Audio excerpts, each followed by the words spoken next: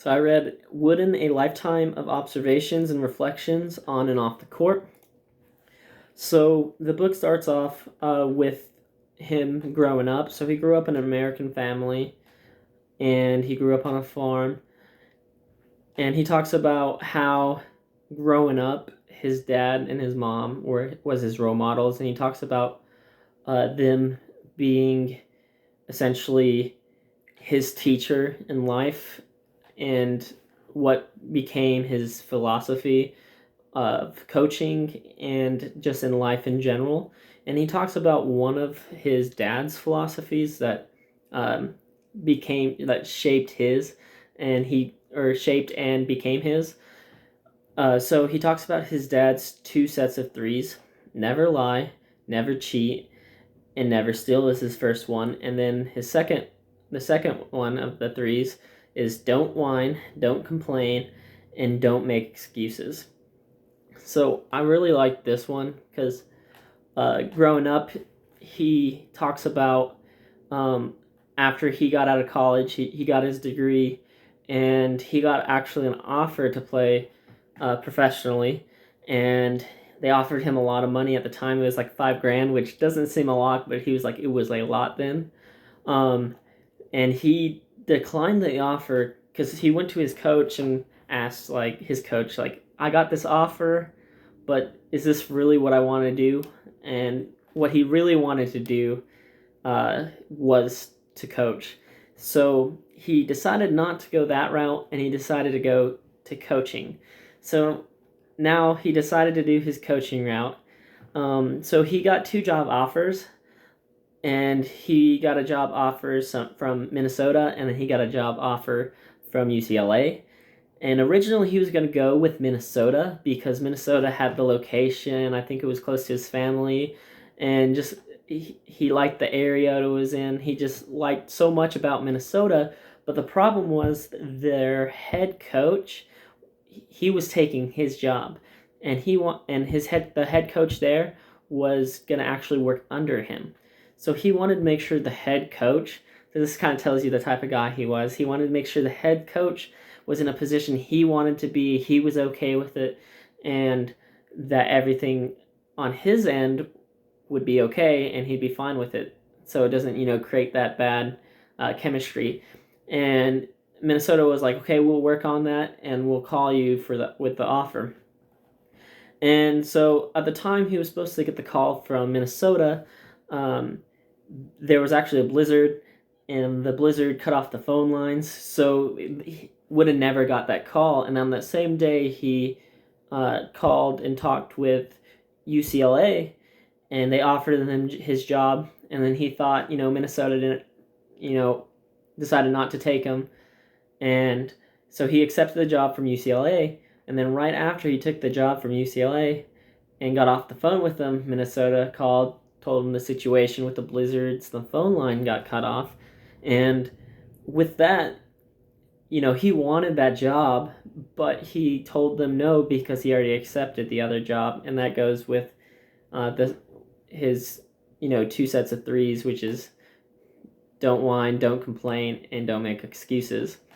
And then he talks about how, let fate be your friend, because, with fate happening there, he ended up going to UCLA and doing amazing things and becoming this coach we know today. So I'm going to talk about his success now. So he gives two definitions in the book. He gives his definition of success, and he gives Webster's definition. So Webster's definition is defined as success is a accumulation of material possessions or attainment of position, power, prestige, or fame. And his definition, which is, I like his definition a lot better, it's Wooden's definition of success is that it has little to do with fortune or fame. It is if you try your hardest in all the ways and you succeed. The concept that success is mine when I work the hardest to become the best in that alone, whether I do so or not. So his definition of success is what you set for yourself. It is not the value of the objects you have, but what you want in life, and that is success. So if you want to be the best coach, that is more important than making all this money. And in his book, someone asked him, um, these coaches are making this crazy amount of money now. Like, and you didn't make anything then. How does that make you feel? And he's like, that doesn't bother me at all. Um, I got to enjoy when I could go get food for 25 cents. Like, so money wasn't a thing in his life. And then he talks about success in that you could be infected by it. When you have past success, like he won the championship, he said he never like let that take over him, because you're not going to be handed, the next championship. You still got to work for it. And with talking about work, I want to talk about him talking about overachieving. So he talks about overachieving and how that's not possible, because you're only given 100%. Like, you have like 100% of your potential, and if you used 90% of your potential, or even if you get to the 100% of your potential on doing something, it doesn't make you an overachiever. It's impossible, because there's no 101%, there's no 110%. So you can't be an overachiever, and that's what his goal was to actually get to 100%. So he wanted that's perfection. So he told his athletes they need to not get to 110%, because that's not possible, but to try to give 90%. Try to get that 100% per practice, because you want to get to the best of what you can be, and that was the goal. So with talking about his athletes, I actually want to talk about knowing your role.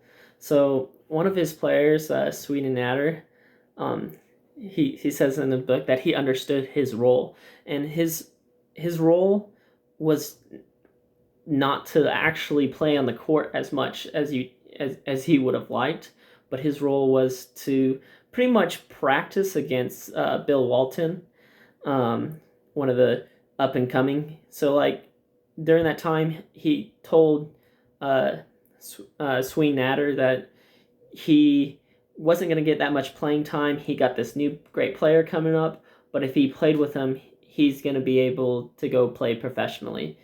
And that's what he ended up doing. He started against this good player, and he didn't put up much of a fight at the beginning, but throughout the years, he got better, and he started challenging Bill Walton even more, and then they both became these great players, and they both challenged each other to the limit, and then he eventually was able to go play professionally. So now I'm going to talk about a coach's highest accomplishment. He talks about how that the highest accomplishment he has is not winning all his championships. It is that a player came up to him and said, "You care about us as much as an athlete as a person in life. You treat us as your own flesh and blood." And to him, that was a great deal to him. And that's amazing to think, athletes first. So he definitely put his athletes first. And then now I'm going to talk about his family show, Flesh and Blood.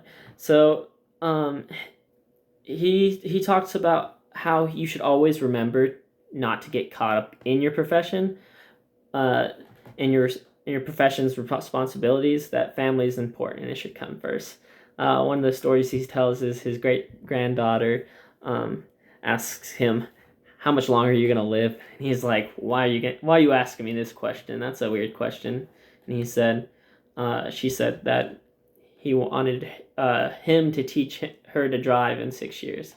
And he talks about how that's an honor. Like, that's something you should be looking for. So now talking about death, one of his quotes in there, he was saying that he was, not afraid of death, that every day he prepared himself for death. And when he means that, like, every day through life, you want to live it like you're going to die tomorrow. And you should always be learning and seeking knowledge and wisdom as if you were immortal and preparing for the journey ahead. So I thought that was cool because you're just always preparing yourself, always trying to be a better person, always trying to get to that 100%. And I ran out of time, and you could talk so much about this book. He just is super inspirational, has a bunch of other stuff. But yeah, have a good one.